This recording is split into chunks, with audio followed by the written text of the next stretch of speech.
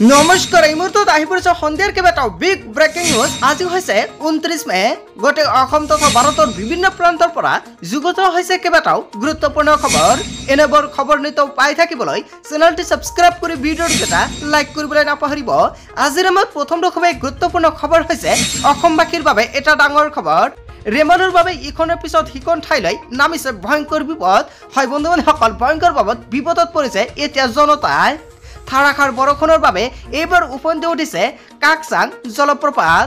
যিকোনো মুহূৰ্ততে কাষৰীয়া অঞ্চলৰ বাসিন্দাৰ ভয়ংকৰ বিপদৰ আশংকা কৰা হৈছে। বোকাখাতৰ সমীপত জলপ্ৰপাতটোৱে ক্ৰমাৎ লৈছে ভয়ংকৰ ৰূপ। গোলাঘাট কাৰ্বি আংলং সীমান্তৱৰ্তী অঞ্চলত আতংকময় পৰিৱেশৰ সৃষ্টি হৈছে। জলপ্ৰপাতৰ সমীপৰ বাসিন্দাসকলৰ বিস্তৃত ক্ষতিসাধনৰ আশংকা। ৰেমালৰ বাবে ইখনৰ পিছত সিখন ঠাইলৈ নামিছে ভয়ংকৰ বিপদ। বন্ধু-বান্ধৱীসকল, ৰেমালৰ তৰফৰ পৰা আপোনাৰ কোন ধৰণৰ ক্ষতিসাধন হৈছে নেকি? যদি হৈছে কোনটো ৰাজ্যৰ পৰা আপুনি ভিডিঅ'টো চাই আছে নিশ্চয় কমেণ্ট কৰি জনাব। তাৰপিছত অসমবাসী ৰাইজক জনাইছোঁ আমাৰ 2 নম্বৰটো খুবেই গুৰুত্বপূৰ্ণ খবৰ, লগতে এটা ডাঙৰ খবৰ। বিচ্ছিন্ন পৰা সাৱধান হয় বন্ধু-বান্ধৱীসকল, এতিয়া ভয়ংকৰভাৱে আপুনি সাৱধান হৈ থাকক। ভয়ংকৰ বিপদ নামি আহিব পাৰে আপোনাৰ মাজত। বানৰ কবলত পৰিছে সমগ্ৰ বৰাক। ব্ৰহ্মপুত্ৰ উপত্যকাৰে যোগাযোগ বিচ্ছিন্ন হোৱাৰ দিশে বিভিন্ন প্ৰান্তত বন্ধ হৈ পৰিছে ৰেল লাইন। কেৱল এয়াই নহয়, পাহাৰৰ মাটিয়ে পুতি পেলাইছে পথ আৰু উপপথ। হাফলং পথ বন্ধ হোৱাত ব্যাহত যাতায়াত।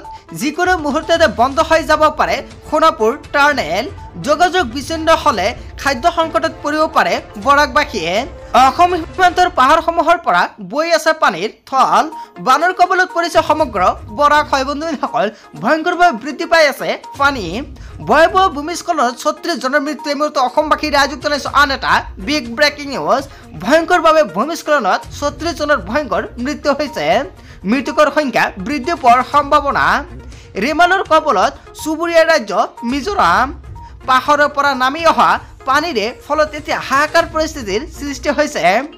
গৃহহাৰা হৈছে হাজাৰ হাজাৰ লোক। ভয়াৱহ ভূমিস্খলনত 36 জনৰ মৃত্যু হয় বন্ধুসকল। ভয়ংকৰভাৱে ভূমিস্খলন হৈছে। তাৰপিছত অসমবাসী ৰাইজক জনাইছোঁ আমাৰ 4 নম্বৰটো খুবেই গুৰুত্বপূৰ্ণ খবৰ, লগতে এটা ডাঙৰ খবৰ।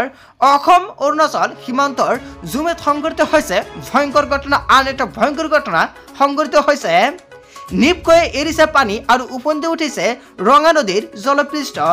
ৰঙা নদীত সন্তানহীন শামছুন হৰ নামৰ এজন লোক। কেৱল ইয়াই নহয়, আনহাতে নৈৰ বুকুত আবদ্ধ আন দুজনক মাজনিশা উদ্ধাৰ। SDRFৰ অভিযানত উদ্ধাৰ চিমচিন কুঞ্জাৰ লগতে আঞ্জুৰুজ চুৰিনক। অসম অৰুণাচল সীমান্তৰ জুমিত আবদ্ধ দুজনক মাজনিশা উদ্ধাৰ। হঠাৎ ৰঙা নদীৰ জলপৃষ্ঠ বৃদ্ধি হোৱাত আবদ্ধ হৈ পৰিছিল লোককেইজনে। নৈৰ জলস্তৰ ভয়ংকৰভাৱে বৃদ্ধি পোৱাত আবদ্ধ হৈছিল 3 জনে।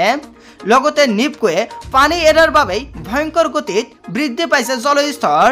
নৈখনৰ প্ৰবল সোঁতৰ বাবেই অভিযানত জন্মিছিল বেগাত। প্ৰবল সোঁতৰ বাবেই অভিযানত বাধাৰ সন্মুখীন উদ্ধাৰকাৰী দলটোৱে। নিপকৈ এৰি দিয়া পানীৰ বাবে দ্ৰুতগতিত বৃদ্ধি নৈখনৰ জলস্তৰ। আৰু এতিয়াও সন্ধান নাই শামছুৰ হৰ নামৰ আন এজন লোকৰ, কিয়নো শামছুৰ হৰৰ সন্ধানত এতিয়াও প্ৰশাসনে চলাই আছে অভিযান। অসম অৰুণাচল সীমান্তৰ জুমিত সংঘটিত হৈছে এটা ভয়ংকৰ ঘটনা। হয় বন্ধুসকল, এটা ডাঙৰ খবৰ, এটা গুৰুত্বপূৰ্ণ খবৰ মোক কৰি আহিছে। বন্ধু-বান্ধৱীসকল, আপোনালোকৰ ৰাজ্য বা অঞ্চলত এনেকুৱাকৈ ঘটনা সংঘটিত হৈছে নেকি?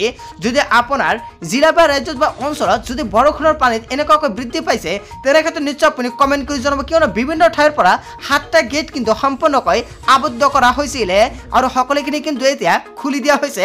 আৰু 7টা গেটৰ পৰা ভয়ংকৰভাৱে পানী এতিয়া বৃদ্ধি কৰিছে ৰাজ্যবাসীক ভয়ংকৰ বিপদত। তাৰপিছত অসমবাসী ৰাইজক জনাইছোঁ আমাৰ 5 নম্বৰটো খুবেই গুৰুত্বপূৰ্ণ খবৰ, লগতে এটা ডাঙৰ খবৰ।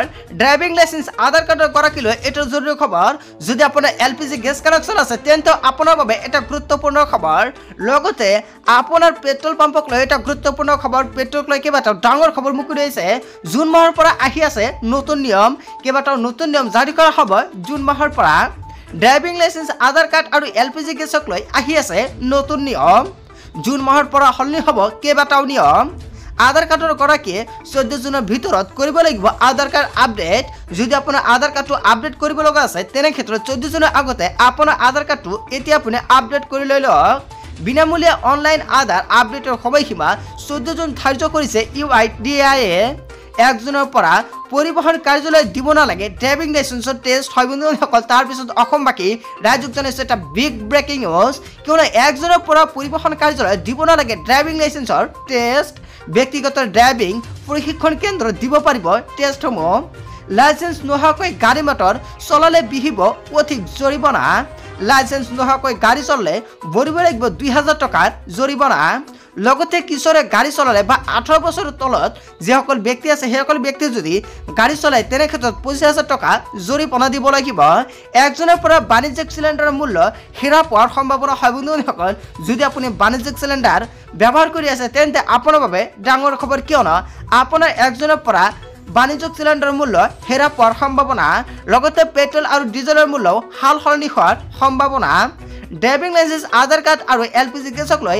আহিছে এটা নতুন নিয়ম হয় বন্ধুসকল একজনৰ পৰা এইকেইটা নিয়ম হাল সলনি কৰা হ'ব তাৰ পিছত অসমবাসী ৰাজুক জনাইছে আমাৰ 6 নম্বৰটো খুব গুৰুত্বপূৰ্ণ খবৰ লগতে এটা ডাঙৰ খবৰ শীঘ্ৰে আপডেট কৰক আপোনাৰ একাউণ্টৰ KYC 10 জুনত লাখ লাখ লোকৰ একাউণ্টত সোমাব টকা হয় বন্ধুসকল আপুনিও লাভ কৰিব আপোনাৰ বেংক একাউণ্টত টকা 10 তাৰিখে লাখ লাখ লোকৰ একাউণ্টত সোমাব এই সময় টকা কোনে কোনে লাভ কৰিব থন এতিয়া সম্পূৰ্ণকৈ জানি লওক অৰুণোদয় আঁচনি লাখ লাখ হিতাধিকাৰী একাউণ্টত জমা হ'ব 1250 টকাকৈ বৃদ্ধ পেঞ্চন আঁচনিৰ ধন সোমাব আপোনাৰ বেংক একাউণ্টত বিধৱা পেঞ্চন আঁচনিৰ ধন সোমাব আপোনাৰ একাউণ্টত প্ৰতি মাহৰ 10 তাৰিখে হিতাধিকাৰী একাউণ্টত ধন সোমোৱাটো নিশ্চিত কৰিছে চৰকাৰে তাৰ পিছত অসমবাসী ৰাজ্যক জনাইছে আমাৰ 7 নম্বৰটো খুব গুৰুত্বপূৰ্ণ খবৰ লগতে এটা ডাঙৰ খবৰ হাতত মাত্ৰ 4 দিন 1 তাৰিখৰ পৰা লাভ কৰিব লাখ লাখ লোকে ৰেচন 10 তাৰিখে কাৰ কাৰ একাউণ্টত সোমাব টকা নিশ্চয় সম্পূৰ্ণকৈ জানিলে হাতত মাত্ৰ 2 দিন বাকি আছে 1 তাৰিখৰ পৰা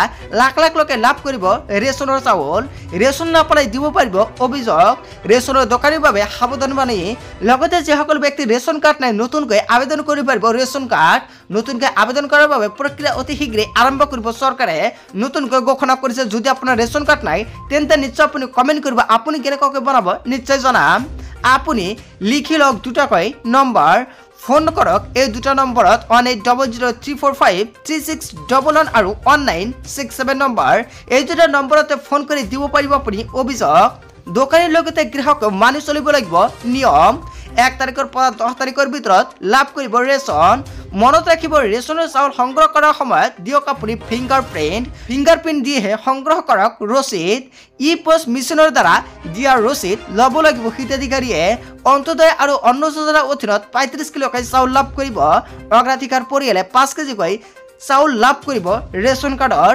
হিতাধিকাৰীয়ে ৰেচন সংগ্ৰহ কৰি ল'ব লাগিব ৰচিদ 1 তাৰিখৰ পৰা 10 তাৰিখলৈকে দিনজোৰাকৈ খোলা ৰাখিব লাগিব ৰেচনৰ দোকান ৰাজ্যৰ খাদ্য ৰাজহুৱা বিতৰণ আৰু গ্ৰাহক পৰিক্ৰমা বিভাগে জাৰি কৰিলে বিশেষ বিজ্ঞাপন ৰেচন নাপালে দিব পাৰিব অভিযোগ ৰেচন কাৰ্ডৰ হিতাধিকাৰীৰ বাবে চৰকাৰে মুকলি কৰিছে ফোন নম্বৰ হয় বন্ধুসকল গোটেই অসম তথা ভাৰতৰ বিভিন্ন প্ৰান্তৰ পৰা যুগুত হৈছে কেইবাটাও গুৰুত্বপূৰ্ণ খবৰ এনেবোৰ খবৰ নিতৌ পাই থাকিবলৈ চেনেলটি সাবস্ক্ৰাইব কৰি ভিডিঅ'ৰ যেটা লাইক কৰিবলৈ নাপাহৰিব so thank you for watching full video'